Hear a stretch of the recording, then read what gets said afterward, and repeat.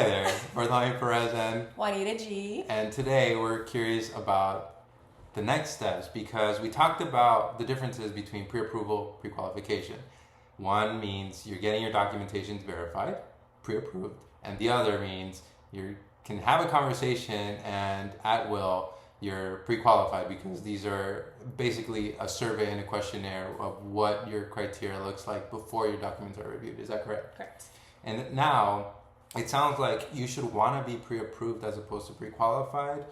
What are your thoughts on that? Absolutely. Okay. I mean, if I was a realtor and you wanted me to go show you houses, absolutely. If I was a seller and you wanted to come see my house, I would like to see your pre-approval. Absolutely. The reason why is because it sets you apart from a pre-qualified candidate. Makes sense. Okay, basically you're ready to go. All you're waiting for is to secure the house. So it definitely confirms and verifies that you are a more serious buyer that is ready to go. Now, the steps for pre-approval are very simple. One, credit. Okay, so we verify the credit. Find the loan program that fits your credit criteria. There's a ton of loan programs out there, okay? So they are all based on credit, okay? So have you ever heard, oh, so-and-so got this? Well, every person is different and every individual is different because the credit is always different. What's on the credit is always different. The accounts, the revolving debt, the employment, the salaries, the liabilities, all of that has a role. And there is no identical person when it comes to that scenario. So credit is number one, determines the loan program. Two is your income. So we verify the income.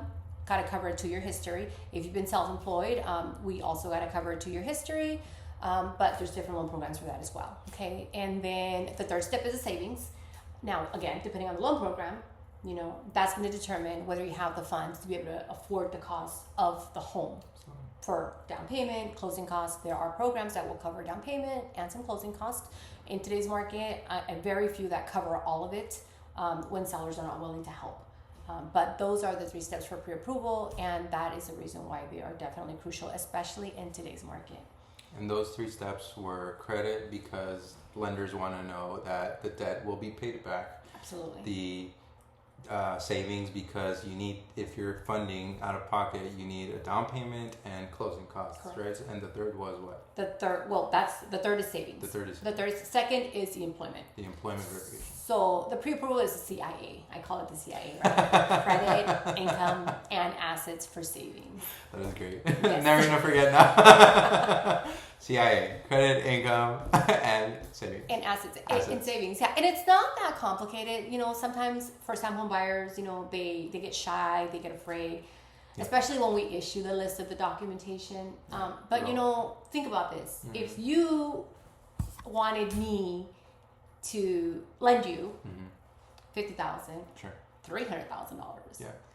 I mean, we're friends. I mean, Absolutely. I trust that Juanita you Gonzalez are going to pay me back. Right. But I also want to see what your payback history and patterns are on your credit report. Absolutely. Like, it's a prediction of. Are you maxed out? Okay, you got 3 credit accounts on your credit, right? I mean, are they maxed out? Are you living above your means? And so now your loans on your credit are maxed out. Now you need a loan from me. And what's the probability of you paying me back if your income is barely paying back those loans? So that's important because that's exactly what we have to analyze as lenders. Yeah, it's a very important job, and it's very important for clients to deliver these documents so you are prepared going into the purchasing process.